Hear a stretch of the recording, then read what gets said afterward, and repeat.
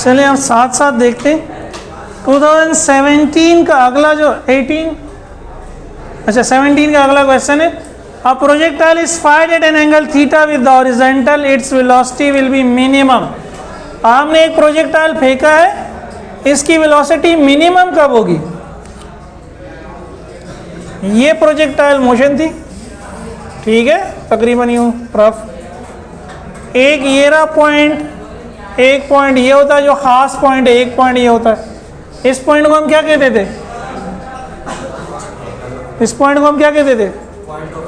Point of launch या point of projection या take off point. इस पॉइंट को हम क्या कहते थे? Point of landing. ये क्या था? Maximum height, point at of maximum height. वो कह रहा है कि वेलोसिटी मिनिमम कहाँ होगी, ठीक है, वेलोसिटी मिनिमम कहाँ होगी? वेलोसिटी मिनिमम, MINIMUM, मिनिमम कहाँ होगी? ऑप्शन क्या है? पॉइंट ऑफ प्रोजेक्शन, जहाँ से आपने फेंका, क्या यहाँ वेलोसिटी सबसे कम होगी, minimum. Number 2 the highest point, सबसे हाईएस्ट पॉइंट पर। Number 3 the point of landing, जहाँ पे वो गिरा है। Number 4 all perpendicular to moment arm. Moment arm तो हमने पढ़ा ही नहीं है, ठीक है, ये तो इररिलेवेंट है बिल्कुल। ये जो पहले 3 है, क्या वेलोसिटी यहाँ सबसे कम होगी, यहाँ होगी या यहाँ होगी? तो कहाँ होगी? मैक्सिमम हाइट होगी। Very good. क्यों? वहाँ वेलोसिटी 0 हो जाएगी। कौन से वाली? वाई वाली, एक्स वाली तो नहीं होगी ना। देखिए यहाँ से जब आपने फेंकते हैं, जब आप वैसे भी किसी चीज़ को ऊपर फेंकते हैं, तो जब वो आपके हाथ से निकलती है उस वक्त उसकी वेलोसिटी क्या होती है? मैक्सिमम। जैसे जैसे वो ऊपर जाती है उसकी वेलोसिटी क्या होती है? कम।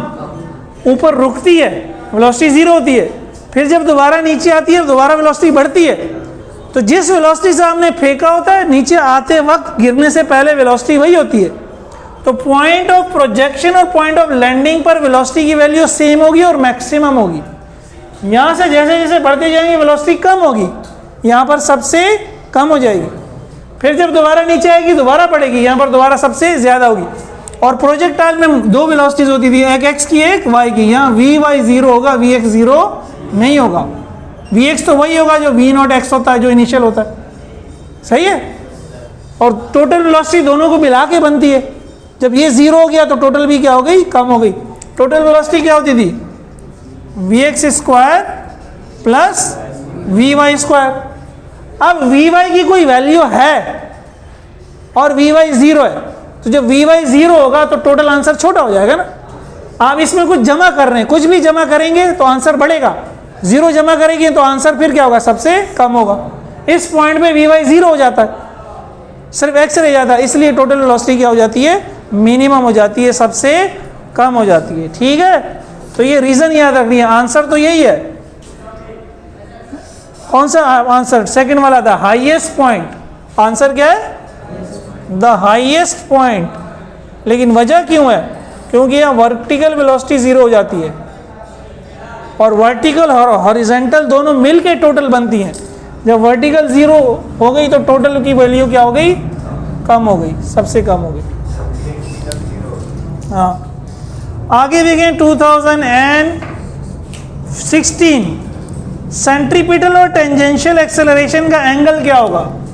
2016 अगर कोई बॉडी सर्कल में घूम रही है, 1-11 नंबर दिया हुआ, सर्कल में बॉडी घूम रही है, सर्कल में अगर बॉडी यहाँ पे मौजूद है, ये सर्कल का सेंटर है, सेंट्रीपिटल एक्सेलरेशन की डायरेक्शन क्या होती थी? सर्कल के सेंटर की जानिब ना भाई। ये कौन सा एक्सेलरेशन है? सेंट्रीपिटल। टेंजेंशियल एक्सेलरेशन क्या होगा? इस पर टेंजेंट, इस पर टेंजेंट, इसी को कहते थे AT। दोनों के दोनों एंगल कितना है? 90, जब भी तो इसको टेंजेंशियल कह रहे हैं। सेंट्रीपिटल एक्सेलरेशन रेडियस के साथ साथ है और टेंजेंशियल रेडियस के परपेंडिकुलर है, तो दोनों के दोनों एंगल कितना था? इसीलिए दोनों को मिलाया था कि A बराबर है √AC² प्लस, अगर एंगल 90 नहीं होता तो इस तरह नहीं मिला सकते थे, ठीक है, तो एंगल कितना है 90, आंसर 90 हुआ। इसलिए फिर मैं कह रहा हूं, जो मैं बोर्ड पे लिख रहा हूं कॉपी में लिखें, सिर्फ टिक ना करें, ठीक है। ये रहा 90 डिग्री, क्लियर है, एक एक्स है एक वाई है, समझे। अगला 1 रेडियन किसके बराबर है, ये तो अभी पढ़ लिया। 1 रेडियन कितना होता है 57.3 डिग्री, ठीक है। ये चलें, डायरेक्ट एक आसान सा दे दिया उसने। आगे आ जाए 2015 में, ये भी आसान सा है, डायरेक्ट दे दिया। यूनिट ऑफ एंगुलर वेलोसिटी, क्या थी यूनिट एंगुलर वेलोसिटी की 2015 में भाई, क्या है यूनिट, रेडियन। हाँ तो शर्मा क्यों ना, बोलो ना ऊंची आवाज में, रेडियन पर सेकेंड, ठीक है। आगे क्या है,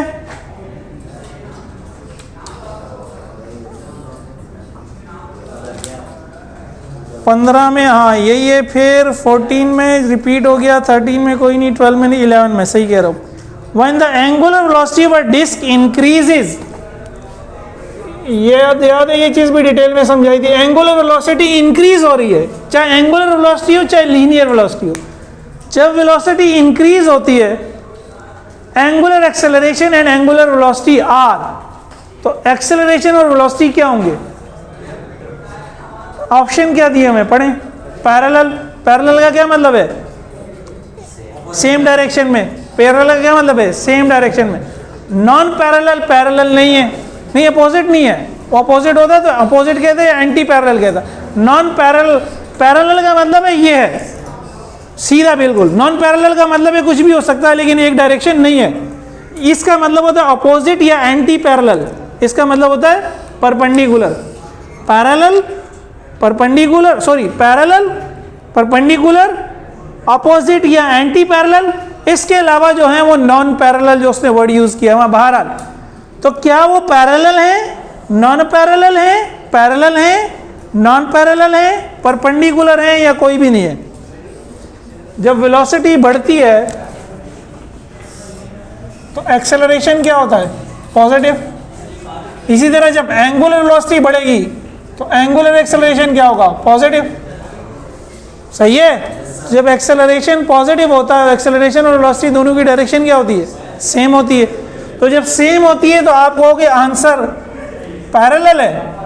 लेकिन अगर कभी एग्जाम में वो एंगल पूछ ले तो पैरेलल का एंगल क्या होता है, 0 डिग्री। पैरेलल का एंगल क्या होता है। और अगर ये वेलोसिटी कम हो रही होगी तो ये नेगेटिव में होगा, और नेगेटिव का मतलब डायरेक्शन क्या होगी, अपोजिट या एंटी पैरेलल। तो ये याद रखें, ठीक है।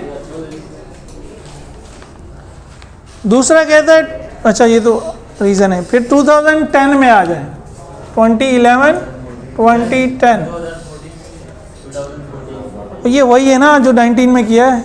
गौर से पढ़ तो लो एक दफ़ा, वही 2 रेडियन वाला। 2010 में देखें, A cyclist cycling around a circular racing track skids because, एक साइकिलिस्ट है जो सर्कुलर ट्रैक में चल रहा है, वो फिसल जाता है। याद है, ये भी समझाया था मैंने। सर्कुलर ट्रैक में अगर गाड़ी चल रही है, याद है, यहाँ मैंने एक गाड़ी बनाई थी, आपको कौन रोकता है फिसलने से, फ्रिक्शन। तो आपको एक फोर्स बाहर निकाल रही होती है, वो फोर्स वही होती है जो सेंट्रीपिटल एक्सेलरेशन की वैल्यू होती है, बेसिकली कहलाती है। तो ये सेंट्रीफ्यूगल फोर्स है बहरहाल। ये mv²/r अगर फ्रिक्शन से ज़्यादा हो गया, उसने इसको सेंट्रीपिटल फोर्स कहा, क्या है बहरहाल, एक्चुअल में तो नहीं है, सेंट्रीफ्यूगल होता है, वो हमारे कोर्स पे शायद है नहीं इसलिए कहा। तो अगर ये वैल्यू ज़्यादा होगी तो गाड़ी फिसल जाएगी। इस फोर्स को क्या होना चाहिए, फ्रिक्शन से कम होना चाहिए। भाई फोर्स की डायरेक्शन में जाती है बॉडी ना, फ्रिक्शन ज़्यादा है तो गाड़ी फिसलेगी नहीं, दायरे में रहेगी। अगर ये ज़्यादा है तो गाड़ी फिसल जाएगी, इधर चली जाएगी। तो रीज़न क्या है, सेकंड वाली, the centripetal force upon m is greater than the friction. ये फोर्स क्या हो जाती है, फ्रिक्शन से बढ़ जाती है, इसलिए वो क्या होता है, फिसल जाता है। ठीक है, option number 2, the centripetal force upon m is greater than, option 2 जो है पूरी इंग्लिश में नहीं लिख रहा, आप लिख लें the centripetal force upon him is greater than the limiting friction.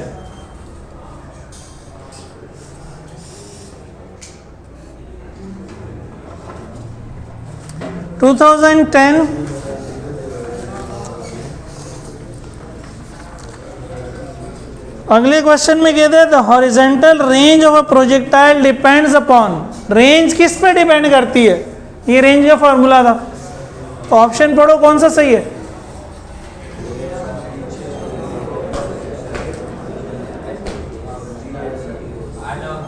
All of them ना, वेलोसिटी भी है इसमें, एंगल भी है और जी भी है, तो ऑल ऑफ देम बिल्कुल ठीक।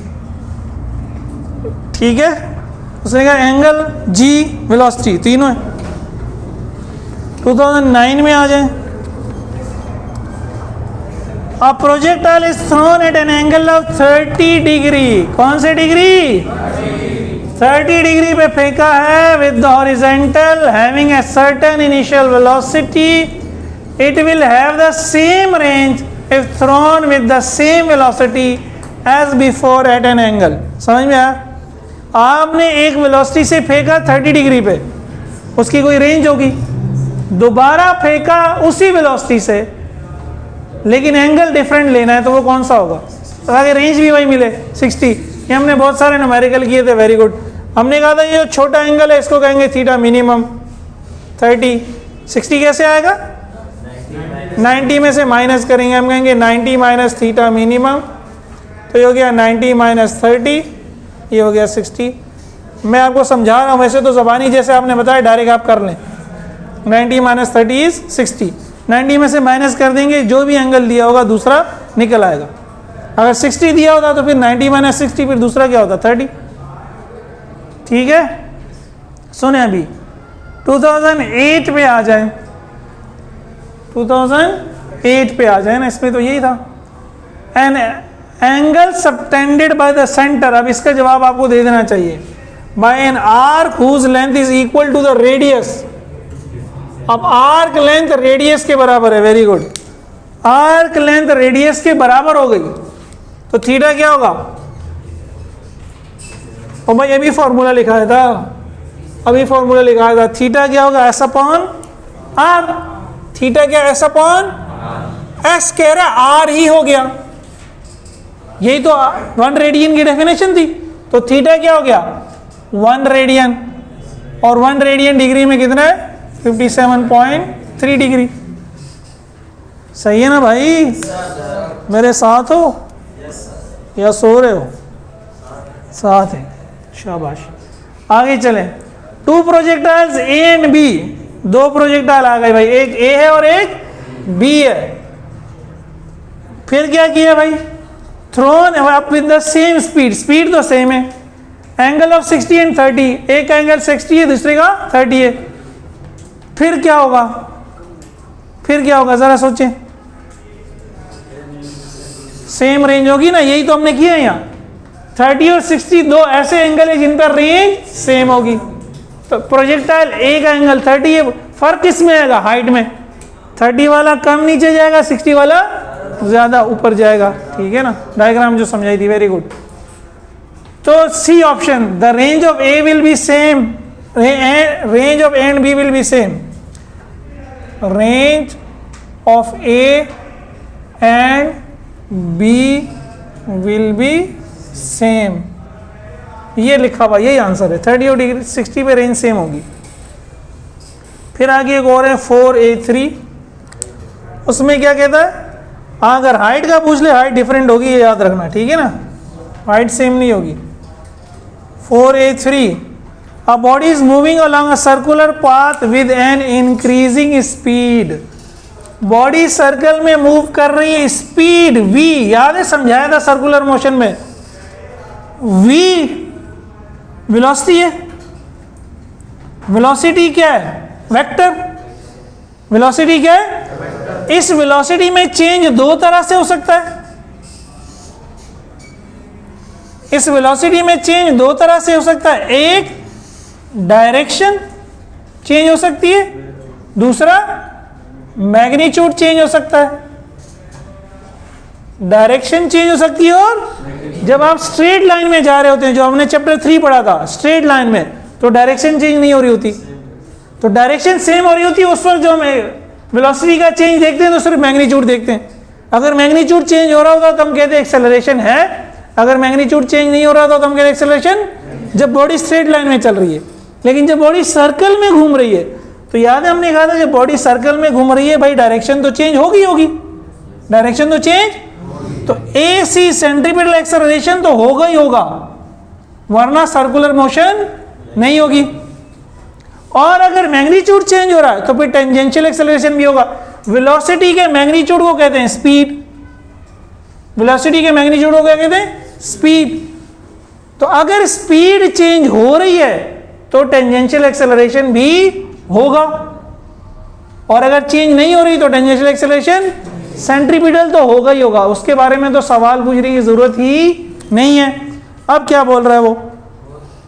Body is moving along circle with increasing speed, speed increase हो रही है, बढ़ रही है, चाहे बढ़ रही है चाहे कम हो रही है, वैल्यू क्या हो रही है? चेंज हो रही है। तो जब स्पीड इंक्रीज हो रही है तो टेंजेंशियल एक्सेलरेशन है, सेंट्रीपिटल तो होगा ही होगा, सेंट्रीपिटल तो होगा ही होगा। तो आंसर क्या होगा? Both acceleration. ठीक है, 2007 में आ जाए।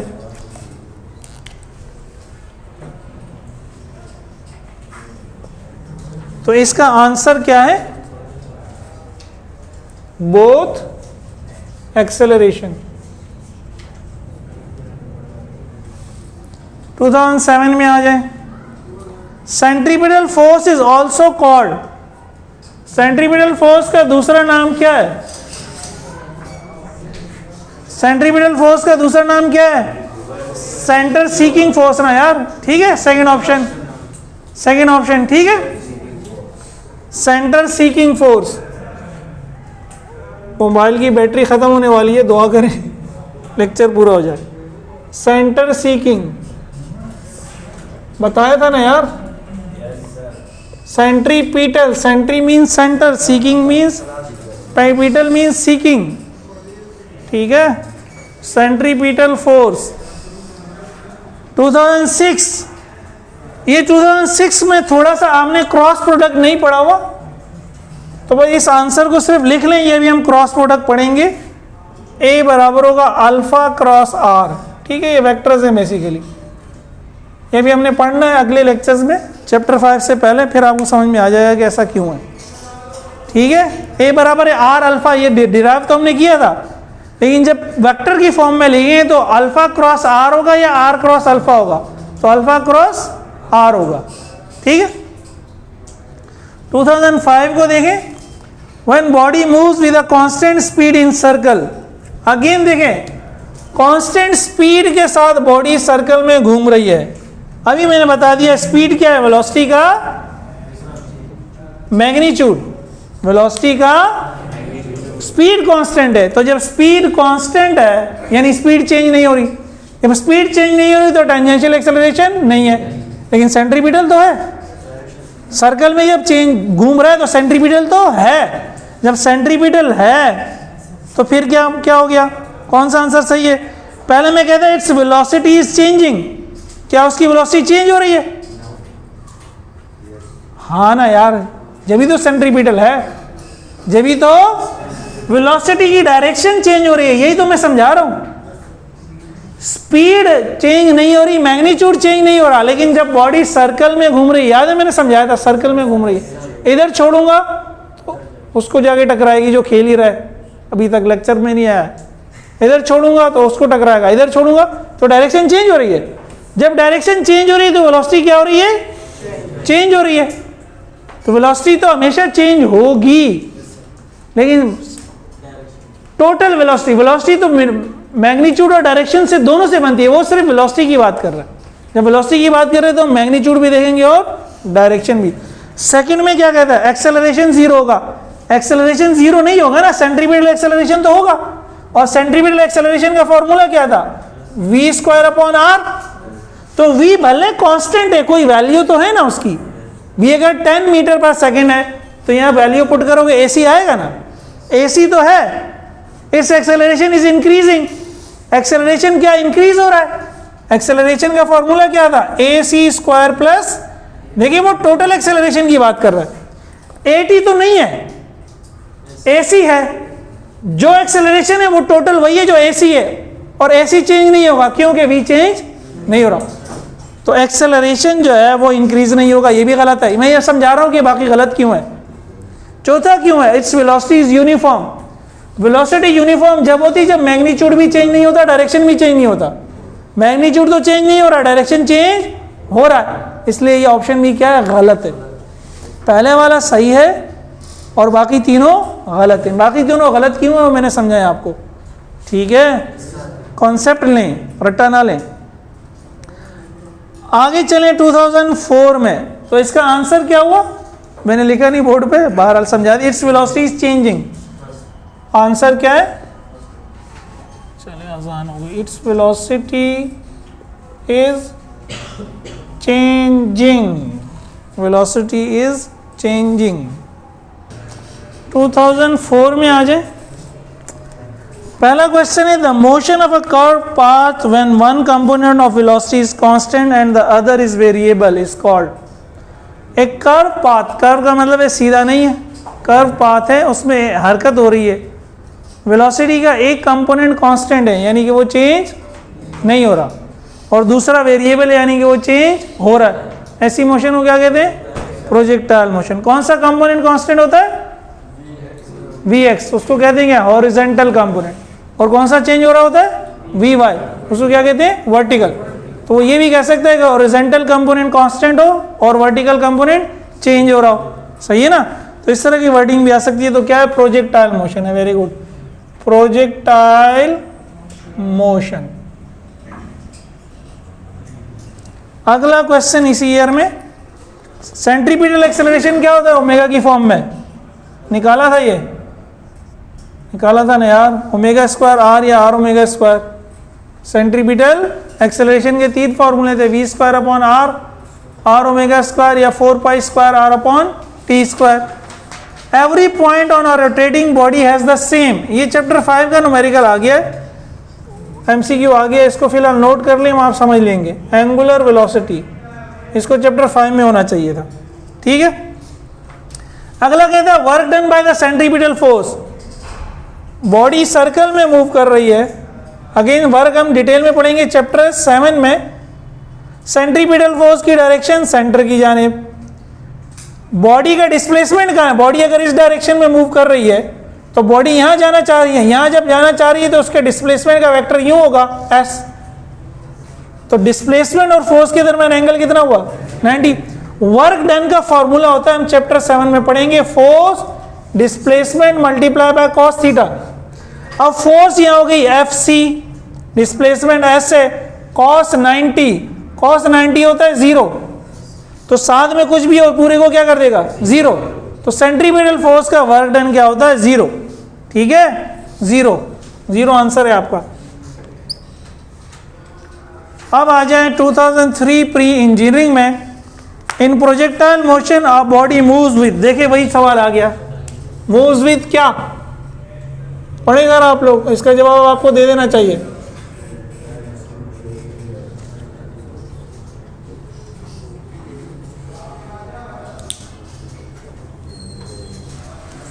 अभी समझाए ऑप्शन नंबर बी ना यार, constant horizontal component, horizontal component change नहीं होता।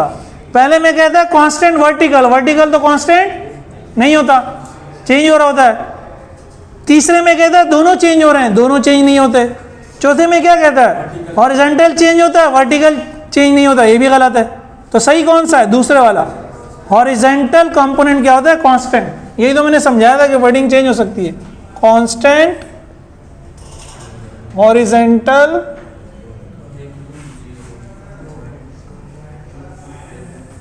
कंपोनेंट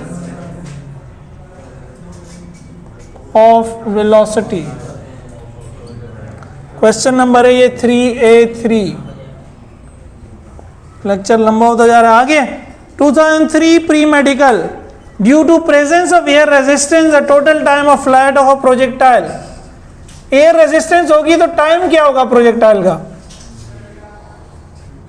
एयर रेजिस्टेंस है, हवा उसकी मोशन को अपोज कर रही है, तो हवा जब मोशन को अपोज करेगी तो उसकी स्पीड थोड़ी क्या हो जाएगी? कम हो जाएगी। जब स्पीड कम हो जाएगी तो वो टाइम फिर क्या लेगा? ज़्यादा लेगा, ठीक है, इंक्रीज हो जाएगी, इंक्रीजेज। अच्छा, फिर 2003 प्री मेडिकल, इसी में 4A3, ये एक फिर लंबी कहानी आ गई। 4A3 इसको समझें भाई। देखें, फर्ज करें कि मेरे पास x है और इसका स्क्वायर है, तो x का स्क्वायर तो x स्क्वायर ही है ना, सही है। अगर मुझे आंसर 2x स्क्वायर चाहिए तो मैं x के साथ क्या करूं? नहीं, 2 लूंगा तो आंसर 4 हो जाएगा ना। अगर मैं 2x का स्क्वायर लूंगा तो आंसर 4x स्क्वायर आएगा। मुझे आंसर 2x स्क्वायर चाहिए। 2 तो आपने सही कहा, इस 2 के साथ और क्या करूं? क्या करूं? किस चीज का स्क्वायर 2 होता है यार? √2 का स्क्वायर 2 होगा ना। √2 का स्क्वायर क्या होगा? 2। तो अगर मुझे किसी चीज को डबल करना है जब वो स्क्वायर में हो, तो मैं उसकी ओरिजिनल वैल्यू को किससे मल्टीप्लाई करूंगा? √2 से। अब मिसाल ले लो ना, 10 है मेरे पास, 10 का स्क्वायर क्या है? 100। मुझे अगर डबल चाहिए आंसर, 10 के साथ मैं किस चीज को मल्टीप्लाई करूं? √2 को। √2 का स्क्वायर 2, 10 का स्क्वायर 100, हो गया डबल। समझ रहे हो? तो स्क्वायर में अगर आपने आंसर डबल करना हो तो आप वैल्यू को किससे मल्टीप्लाई करते हैं? √2 से। √2 से। अब प्रोजेक्टाइल इज फायर, अच्छा सॉरी, कहां चला गया मैं? एक क्वेश्चन मैंने छोड़ दिया यार। अच्छा, मैं कहीं और पहुंच गया, 2002 प्री मेडिकल में पहुंच गया मैं, 3 की जगह, ठीक है। थोड़ी सी ये स्किप हो गया, ये 2003 प्री मेडिकल है ना। अब ये मैं 2002 में, बीच में मैं छोड़ गया हूं, मैं दोबारा कराता हूं। ये 2002 प्री मेडिकल 4A1, ये मैं समझाने लग गया हूं। इस पे मैं वापस आता हूं, इसका एक छूट गया, ठीक है। सुनो, अब क्या क्या उसने, projectile is launch at 45 degree with 100 metre पर सेकेंड। वो कह रहे आपने वेलोसिटी दी है 100 मीटर पर सेकेंड। अब स्पीड कुछ भी हो, हमारे पास रेंज का फॉर्मूला क्या था? v0 square sin 2θ/g। वो कह रहे हैं मैं स्पीड क्या लूं कि रेंज डबल हो जाए? नई स्पीड क्या लूं कि रेंज क्या हो जाए? भाई इससे कोई रेंज आएगी? कोई भी रेंज आएगी, मुझे उस रेंज को डबल करना है। अभी मैंने आपको समझाया, जब स्क्वायर में रेंज v0 स्क्वायर के डायरेक्टली प्रोपोर्शनल है। आपने v0 को अगर डबल कर दिया तो रेंज डबल हो जाएगी। v0 स्क्वायर को डबल कर दिया, वेरी गुड। तो अगर मैं नई रेंज ले लूं r', उसमें मैं कहूं कि मैंने v0 को पुट कर दिया √2 v0, तो बाकी चीज तो वैसे ही रहेगी। अब मेरा आंसर क्या हो गया? 2 v0 स्क्वायर sin 2θ/, तो बाकी पूरी चीज तो वही है। तो मुझे क्या करना पड़ेगा? नई जो मेरी वेलोसिटी होगी वो √2 v0 होगी।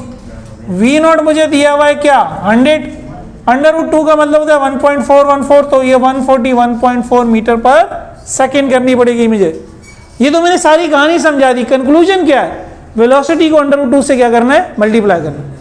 वेलोसिटी को √2 से क्या करना है भाई? मल्टीप्लाई करना है। अच्छा, इसी ईयर में अगला क्वेश्चन इसी ईयर में है, 2002 प्री मेडिकल में 4A2। आर रेडियस है, तो लीनियर और एंगुलर वेलोसिटी में क्या रिलेशन है भाई? ये बहुत आसान है, बताएं। v = r ओमेगा है, v = अल्फा ओमेगा या ओमेगा = vr है? और यार v = r ओमेगा ना भाई, s = r theta, v = r omega, a = r alpha. Table बना के मैंने समझाया था। कौन लोग हो तुसी? लेफ्ट साइड पे लीनियर और राइट साइड पे एंगुलर और बीच में क्या? r। s तो theta, v omega, a alpha, सही है ना। एक्सेलरेशन के साथ एक्सेलरेशन, डिस्प्लेसमेंट के साथ डिस्प्लेसमेंट, वेलोसिटी के साथ। अब ये देखिए बीच में जो हमसे थोड़ा बहुत छूट गया, 2003 प्री मेडिकल का एक तो हमने कर लिया, 4A2 4A3। क्या कह रहा है? A projectile is fired with initial velocity of 90 metre पर second to hit a target, is maximum range will be, maximum range का फॉर्मूला था v not square upon g, v not है 90, इसका square divided by 9.8, आपका answer आ जाएगा 826.5, करके देख लो। ठीक है, अगला सवाल है सेंट्रीपिटल एक्सेलरेशन को टाइम पीरियड की फॉर्म में बताओ। अभी वैसे मैंने ज़बानी बता दिया आपको, 2002 pre engineering centripetal acceleration time period की फॉर्म में क्या था, वो हमने एक सवाल भी किया था, 4π² r अपॉन t²। ठीक है, तो अल्हम्दुलिल्लाह दी एंड हो गया। दुआ करें कि आपको अल्लाह ताला MCQ से दूर रखे पेपर में, इंटी टेस्ट में तो MCQs ही आते हैं।